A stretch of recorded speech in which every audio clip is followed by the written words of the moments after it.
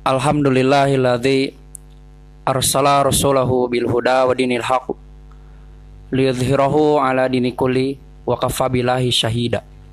Wa asyhadu an la ilaha illallah wa asyhadu anna Muhammadan abduhu wa rasuluhu alladzi la nabiyya ba'da amma ba'd. Pertama-tama kita panjatkan puji serta syukur kepada Allah Subhanahu wa taala yang telah memberikan kepada kita kesehatan serta kenikmatan sehingga kita masih bisa untuk selalu thalabul ilmi. Alhamdulillah kita berjumpa kembali dalam kajian online PC Pemuda Persi Soreang. Untuk kajian online sore ini yang akan mengisinya yaitu Al-Ustadz Tatan Komarudin. Pun lancek. Ustadz Tatan di PC Pemuda Persi Soreang menjabat sebagai bidang pendidikan. Ya Ustadz ya, bidang pendidikan. Insya Allah materi yang akan dibahas sore ini adalah kabar menjelang ajal. Nah, supaya mengefektifkan waktu, saya persilahkan kepada Ustadz Tatan untuk memaparkan materinya.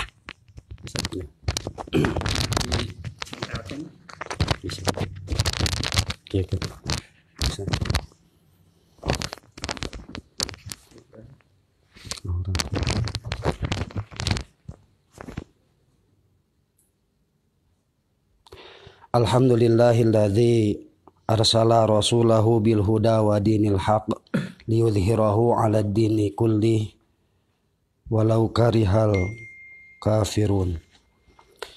Asyhadu an la ilaha illallah wahdahu la syarikalah wa asyhadu anna Muhammadan abduhu wa rasuluhu alladzi la nabiyya wa la rasula ba'da amma ba'du.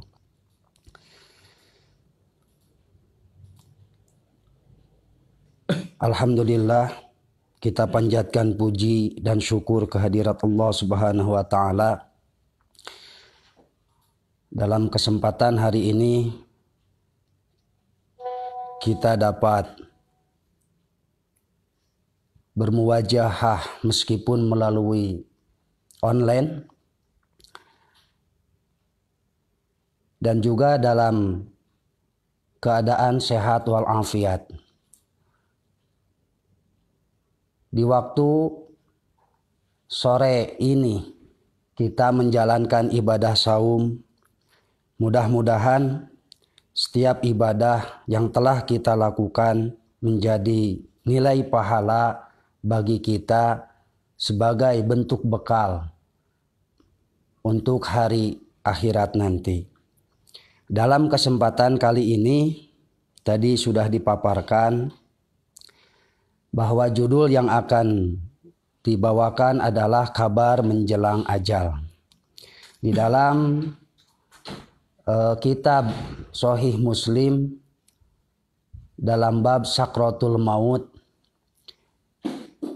hadis dari Abu Musa an Abi Musa anin Nabi sallallahu alaihi wasallam qala man ahabba liqa Allah ahabballahu liqa'ahu wa man kariha liqa Allah karihallahu liqa'ahu.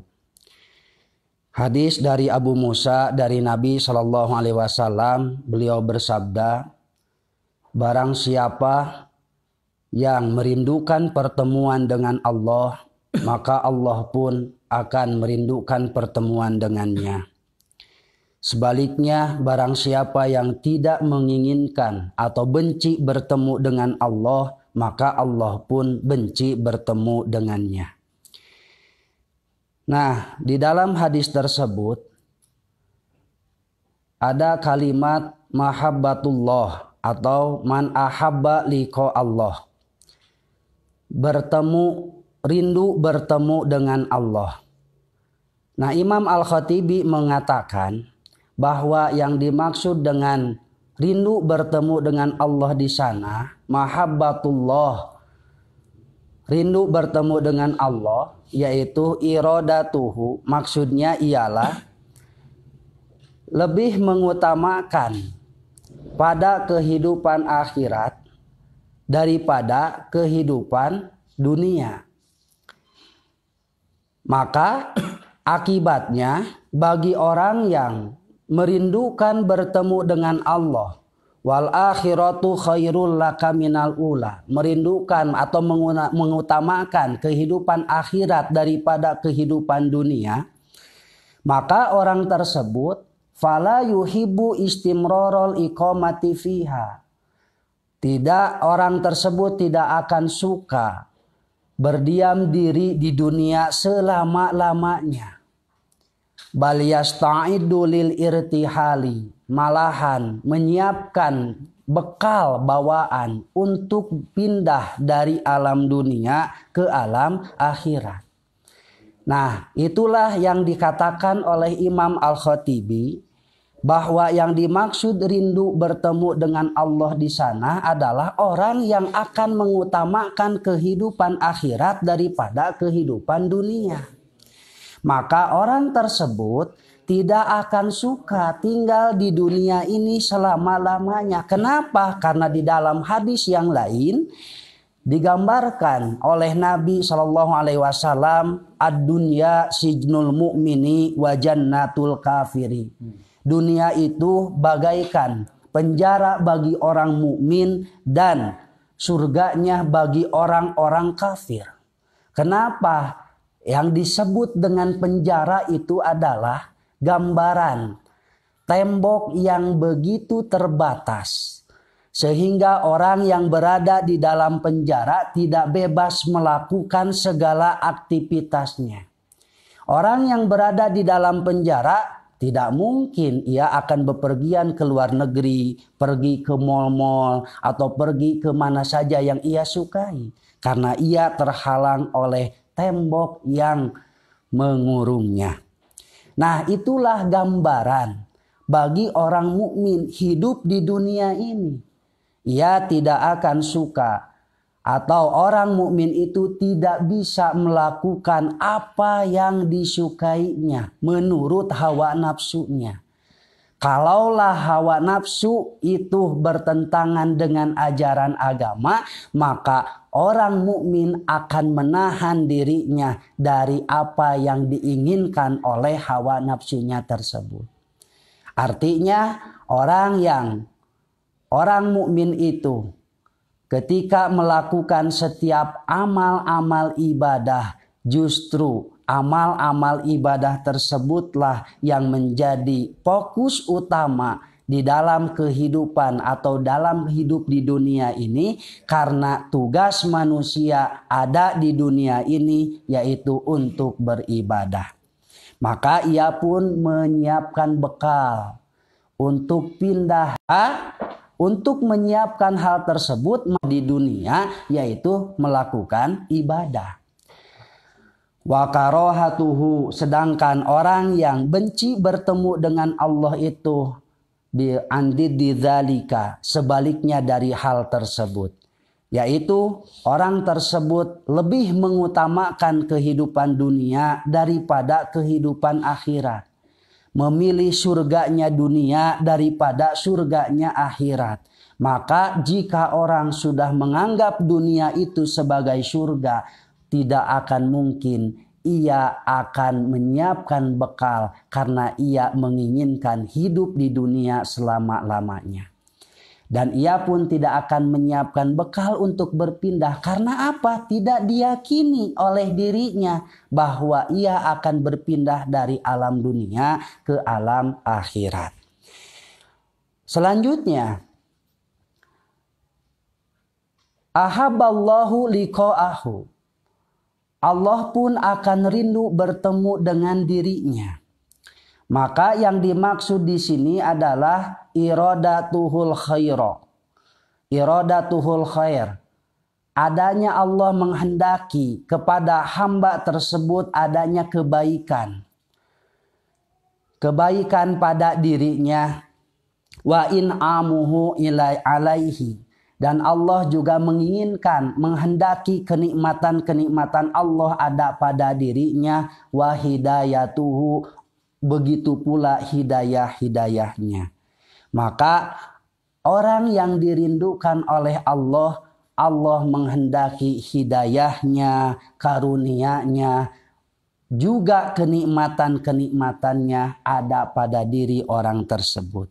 Kenapa? Karena orang tersebut tidak akan menyalahgunakan setiap hidayah, kenikmatan, dan karunia dari Allah. Maka ia akan menggunakan segala karunia dari Allah, segala kenikmatan dari Allah dengan hidayah yang Allah berikan. Dengan disandingkan hidayah yang Allah berikan, artinya ia akan hidup dibimbing, dituntun oleh Allah dalam setiap tindakan-tindakannya.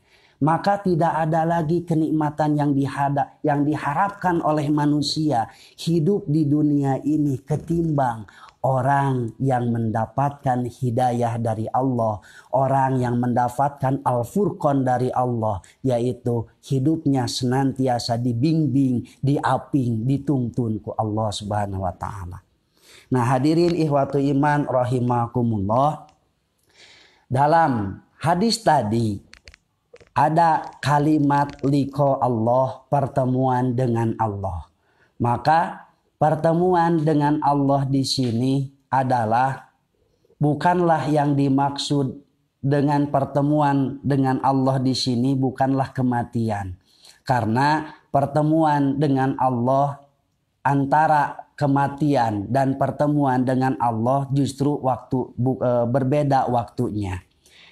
Nah, inilah yang ditakutkan oleh para sahabat ketika mendengar sabda dari Nabi Shallallahu Alaihi Wasallam berupa hadis yang tadi. Semua para sahabat begitu menangis tersungkur ketika mendengar hadis dari Nabi tersebut, yaitu orang yang merindukan pertemuan dengan Allah, Allah pun juga akan merindukan pertemuan dengannya. Kenapa langsung tersungkur menangis? Karena mereka begitu terancamnya dengan hadis tersebut. Sehingga anggapan sahabat bahwa yang dimaksud dengan pertemuan dengan Allah di sana adalah kematian. Bahwa dengan kematian pemahaman para sahabat bahwa dengan kematian itu justru itulah pertemuan dengan Allah. Maka karena para sahabat sama benci atau tidak suka yang namanya kematian, nahnu la nakrahul maut. Kami benci atau tidak suka terhadap kematian. Karena tadi menganggap hadis Nabi tersebut pemahaman para sahabat yang dimaksud dengan bertemu dengan Allah itu adalah kematian, maka mereka begitu terhina, begitu tersungkurnya. Kenapa? Karena tidak termasuk oleh orang-orang yang dirindukan oleh Allah Subhanahu wa taala. Orang yang dirindukan oleh Allah. Karena pemahaman para sahabat terhadap hadis tersebut adalah kematian. Maka diluruskanlah oleh Nabi, laisa dzaka, bukanlah seperti itu. Laisal ghardu, lain nukitu, gitu. Bukan itu yang dimaksud oleh hadis Nabi. Kenapa? Karena yang disebut al-mautu qabla liqa'illah. Nah, maut itu sebelum pertemuan dengan Allah. Maka para sahabat tenang setelah mendengar keterangan dari Nabi terhadap salah pahamnya para sahabat terhadap hadis yang Nabi ucapkan tadi. Maka mereka begitu tenang, begitu tidak lagi tersindir atau tidak lagi hatinya begitu lega, karena mungkin para sahabat tadi beranggapan bahwa yang disebut dengan orang yang dirindukan oleh Allah itu adalah dengan cara kematian. Ternyata bukan itu yang dimaksud. Jadi yang dimaksud oleh Nabi yang disebut liqa Allah di sana, bahwa liqa Allah justru ada setelah adanya kematian, yaitu nanti di padang mahsyar.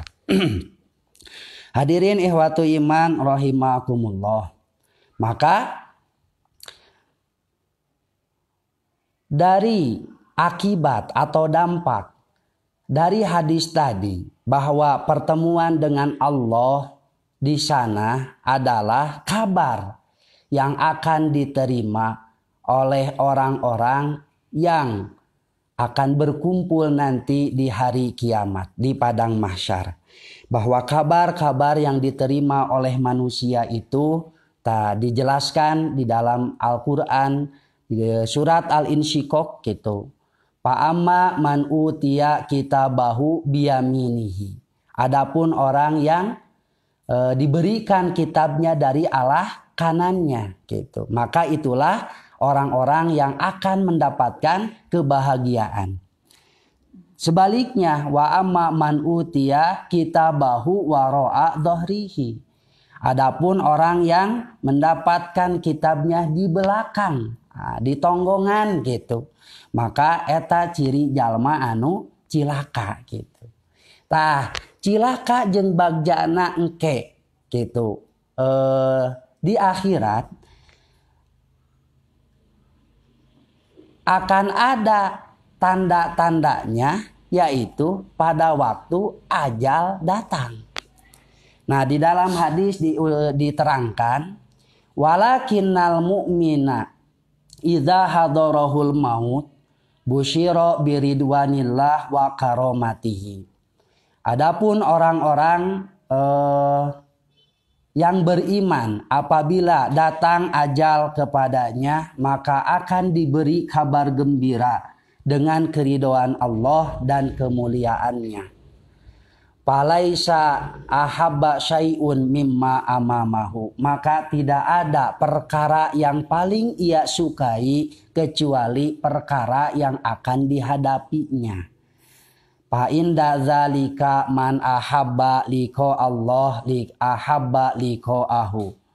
Maka pada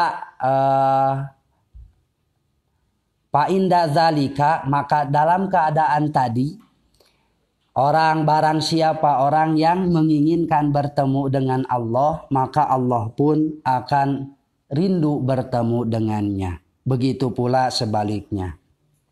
Wa ammal kafiro, adapun orang-orang kafir, busyiro bi'adzabillah wa uqubatihi. Gembira dengan siksaan Allah dan ukubahnya. Nah, itulah kabar yang diterima oleh orang ketika datang ajal kepada dirinya. Orang yang beriman diberi kabar gembira dengan keridhaan Allah dan kemuliaannya. Sedangkan bagi orang yang kafir akan diberi kabar gembira dengan azab dan siksaan-siksaan dari Allah Subhanahu wa taala. Nah, itulah perbedaannya bagi orang-orang yang nanti ketika yaumul hisab akan mendapatkan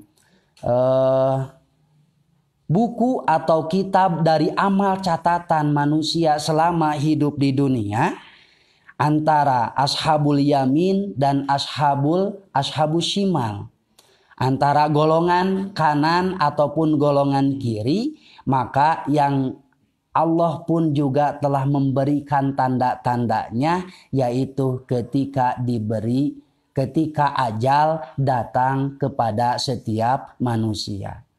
Kalaulah Allah malaikat memberikan kabar pada waktu ajal datang itu berupa keridhaan Allah dan kemuliaannya, maka itulah orang-orang yang mendapat keberuntungan.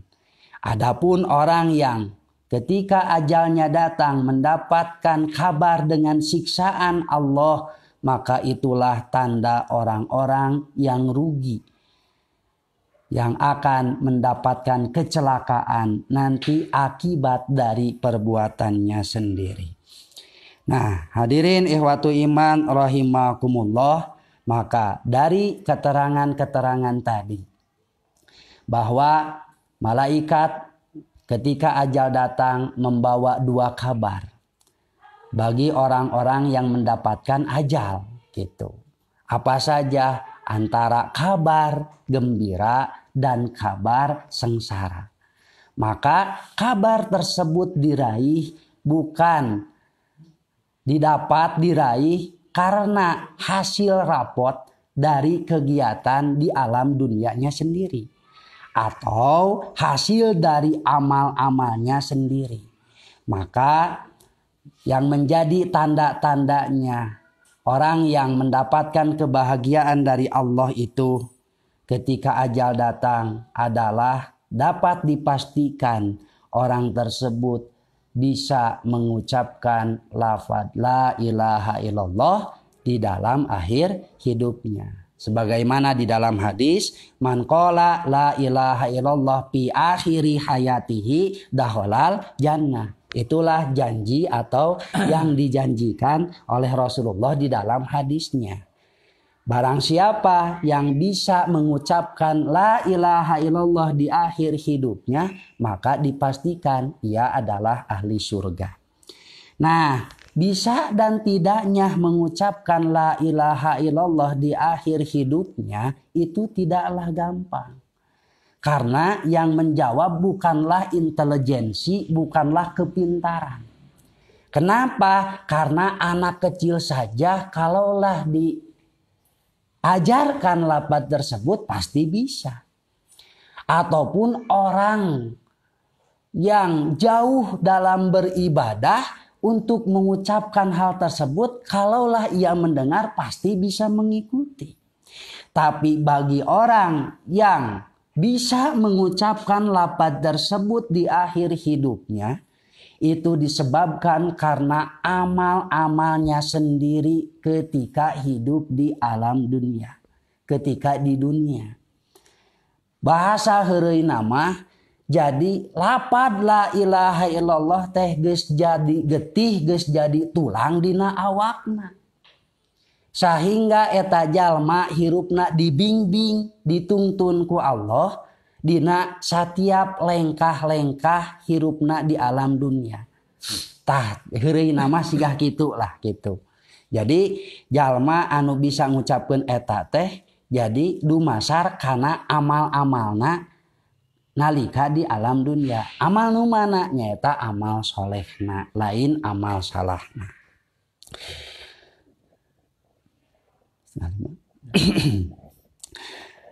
Nah, di dalam Al-Qur'an pun dijelaskan oleh Allah di dalam Quran surat Al-Anfal ayat 50 dan 51. Walau tara id yatawaffal ladzina kafaru al malaikatu yadribuna wujuhahum wa adbarahum wa dzuqu adzabal hari. Dan kalaulah kamu melihat bagaimana orang-orang kafir diwafatkan, maka para malaikat yadribuna wujuhahum, memukul wajah-wajah mereka, wa adbarahum, dan memukul punduk-punduk mereka. Wadzuqu adzabal harik, dan rasakanlah olehmu siksa neraka yang begitu panas atau begitu membakar. Dzalika bima qaddamat aydikum. Nah, hal itu disebabkan atas apa yang dilakukan oleh tangan-tangan kalian. Wa annallaha laisa bidzallamin lil abid. Maka Allah tidaklah gitu melakukan kedoliman terhadap hamba-hambanya. Maka Allah tidak akan melakukan kedoliman kepada setiap hamba-hambanya atau setiap makhluk yang dibebankan untuk mengemban tugas melakukan ibadah di dunia ini. Maka siksaan yang diraih atau yang akan dirasakan oleh orang berupa tadi adanya ciri mendapatkan kabar mengenai bagaimana nasibnya nanti di akhirat, apakah kebahagiaan, keberuntungan ataupun kerugian dan kecelakaan. Maka Allah tidak akan berbuat dolim terhadap semua hamba-hambanya. Tidak akan mungkin Allah memasukkan orang yang suka melakukan kemaksiatan terhadap Allah dan Rasulnya, Allah berikan kenikmatan surga. Dan tidak akan mungkin Allah akan menyiksa bagi setiap hamba-hamba Allah yang melakukan ketaatan, ketakwaan terhadap Allah dan Rasulnya. Maka Allah tidaklah akan berbuat hal tersebut. Allah tidak akan berbuat dolim terhadap hamba-hambanya. Maka apa yang diraih, apa yang didapat oleh setiap makhluk, setiap hamba Allah nanti, keberuntungan dan kecelakaan itu berdasarkan apa yang diperbuat oleh tangan mereka sendiri. Adanya ketaatan akan melahirkan adanya keridhaan dari Allah Subhanahu wa taala. Justru sebaliknya, adanya kemaksiatan akan melahirkan adanya azab dan siksa dari Allah Subhanahu wa taala. Hakikatnya, setiap manusia hidup di alam dunia mengemban tugas untuk beribadah. Maka bagi orang yang bertakwa kepada Allah dan kepada Rasul-Nya, dia akan senantiasa melakukan ketaatan terhadap Allah dan Rasul-Nya. Sebaliknya, bagi orang yang durhaka kepada Allah dan Rasul-Nya, maka setiap tindakan-tindakan yang dilakukan akan justru mengundang kerugian bagi dirinya sendiri, mengundang siksa neraka bagi dirinya sendiri. Allah tidak akan berbuat dolim. Maka dengan bertakwa kepada Allah dan kepada Rasul-Nya, maka orang tersebut berhenti awakna nangtang kana pinarakaeun. Tapi sebaliknya, orang yang maksiat, melakukan kedurhakaan kepada Allah dan kepada Rasul-Nya, hakikatnya setiap tindakan yang dilakukan oleh badannya adalah tindakan-tindakan menantang api neraka. Maka untuk penutup, di antaranya man kana yarju liqa Allah, barang siapa yang mengharapkan bertemu dengan Allah, falyamal amalan sholihan, maka hendaklah melakukan amal soleh. Kullu khutwatin fi amalika, setiap langkah di dalam amal-amalmu, fahiya fil haqiqati khutwatun ila ajalika, maka hakikatnya itu adalah langkah-langkah yang akan mengarah menuju kepada ajalmu. Artinya, kalaulah diilustrasikan, kita itu semua sedang mengantri pada ajal yang telah ditentukan. Maka setiap langkah yang kita lakukan artinya akan mendekatkan langkah-langkah tersebut kepada ajal kita masing-masing. Maka langkah tersebut akan menjadi hal yang bisa menguntungkan dan bisa merugikan apabila benar atau salahnya di dalam melangkah. Langkah yang dapat membawa kepada keberuntungan ataupun kepada kebahagiaan adalah langkah-langkah yang dilangkahkan pada kebaikan atau adanya pada ketaatan kepada Allah dan Rasul-Nya. Sebaliknya, langkah yang dilangkahkan di dalam keburukan, justru langkah tersebut akan mengundang kecelakaan dan kerugian pada diri kita. Yang mana langkah-langkah tadi tidak bisa diulangi lagi. Kalaulah langkah di dalam keburukan tidak bisa diulangi lagi, tidak bisa dibalikan deui. Hanya saja bagi orang yang bertobat, maka imbangilah dengan amal soleh supaya jadi penyeimbang dari langkah-langkah yang telah dilangkahkan di dalam langkah yang salah.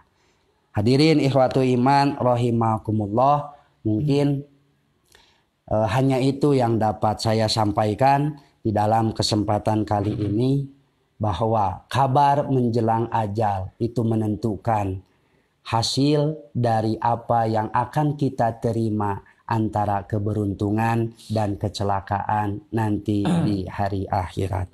Aqulu qouli hadza wa astaghfirullah li wa lakum. Wassalamualaikum warahmatullahi wabarakatuh.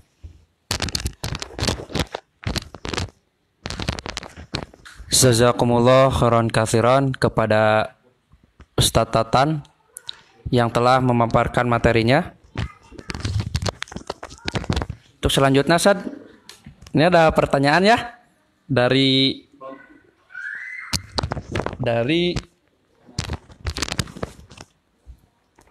Cheng Drive Holik. Nih pertanyaannya, Ustadz, apakah benar orang yang meninggal bisa melihat kita yang masih hidup?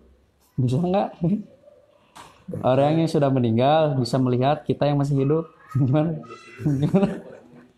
Bisa gak, Sad? Tahu ya, Sad?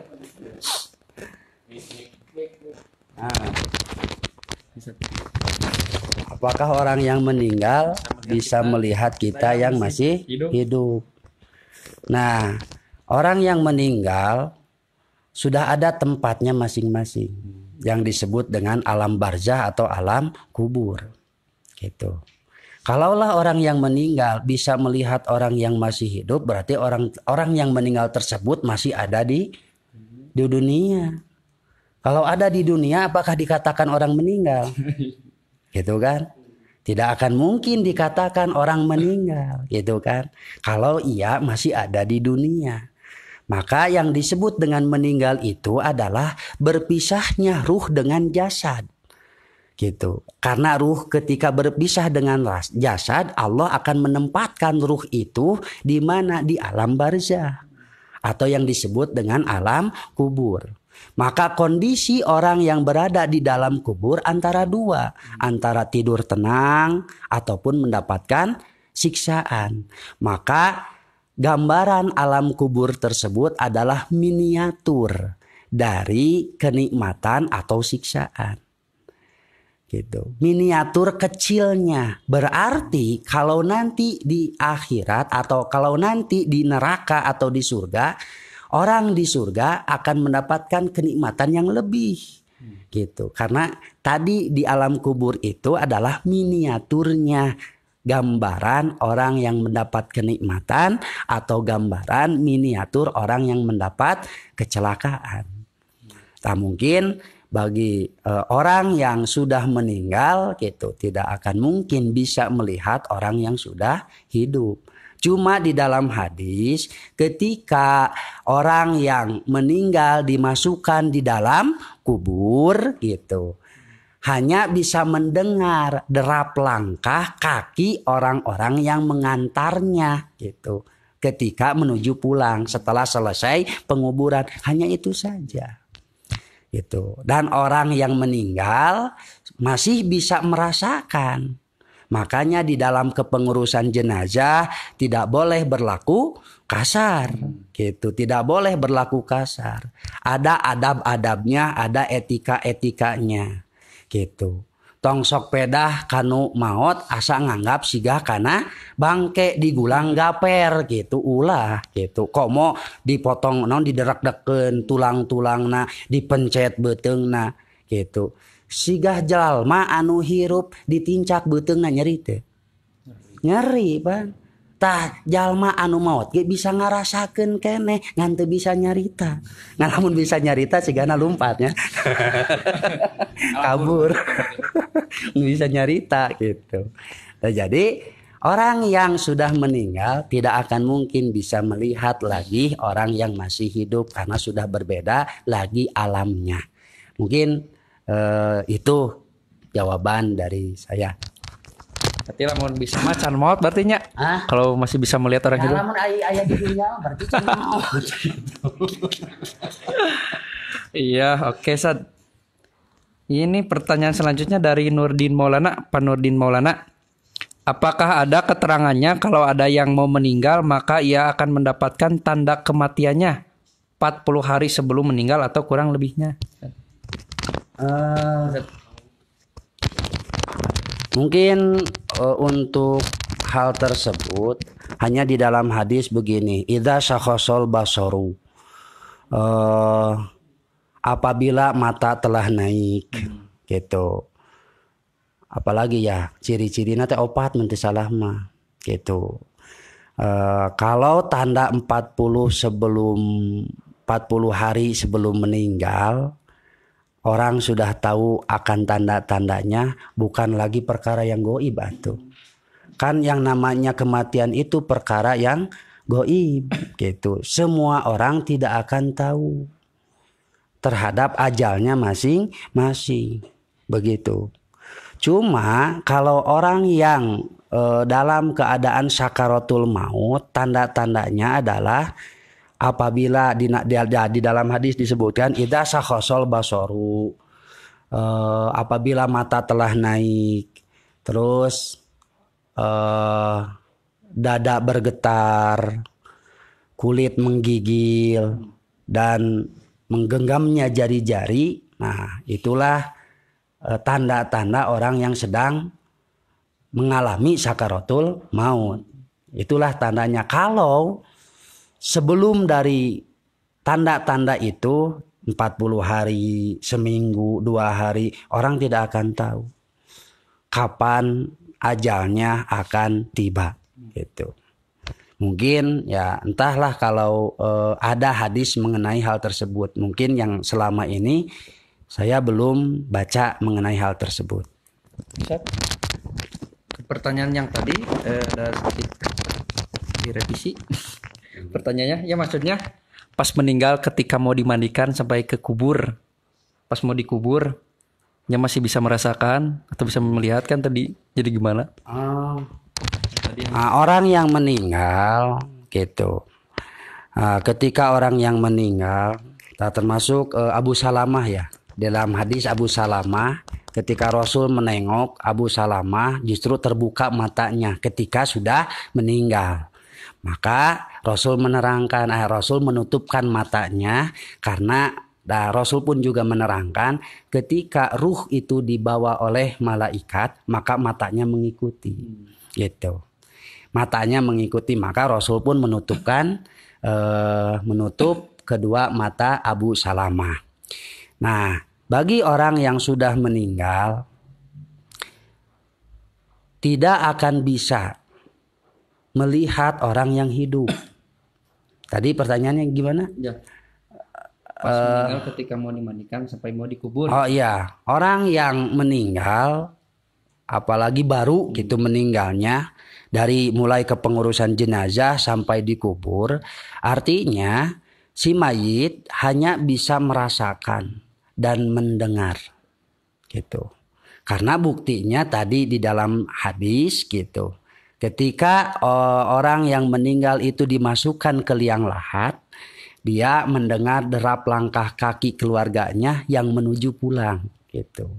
Kadenge keneh gitu si lengkah nate. Artinya orang yang meninggal masih bisa mendengar dan masih bisa merasakan. Cuma kalau melihat entah tidak, saya belum mendengar, belum baca hadisnya kalau bisa melihat. Karena di dalam hadis hanya diterangkan seperti itu. Bisa mendengar dan juga bisa merasakan apa yang dilakukan oleh orang-orang yang melakukan kewajibannya atau hak si mayit, yaitu melakukan pemandian dan hak-hak yang lainnya. Gitu. Mungkin hanya itu. Pertanyaan selanjutnya nyambung ke yang tadi yang tanda-tanda dari padadang dari sadang. Apakah orang yang meninggal sebelumnya mempunyai tanda-tanda atau isyarat bahwa ia akan meninggal? Yang tadi ya, mungkin sama seperti yang tadi ya, yang pertanyaannya seperti orang yang 40 hari menuju ajalnya ya akan tahu.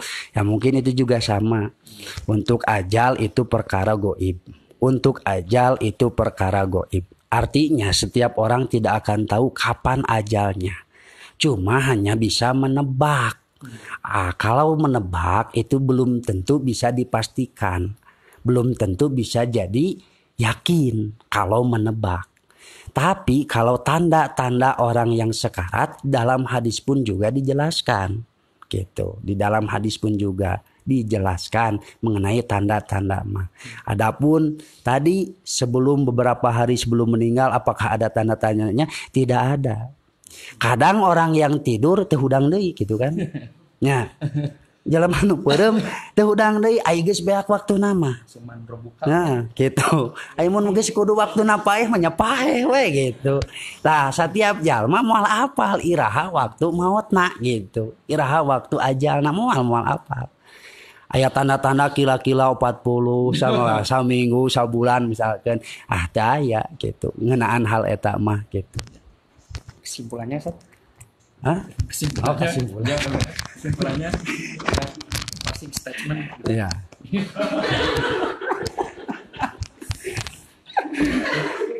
Kaku euy. Bebas. Ya. Terakhir. Jika durek maot pesan-pesan terakhir. Nah, Pesan terakhir. ya mungkin ya untuk sebagai penutup ya tadi saya mengutip ucapan Imam Al-Maraghi itu kan, gunakanlah atau kullu khutwatin fi amalika pahiyal hakikatu khutwatun ila ajalika.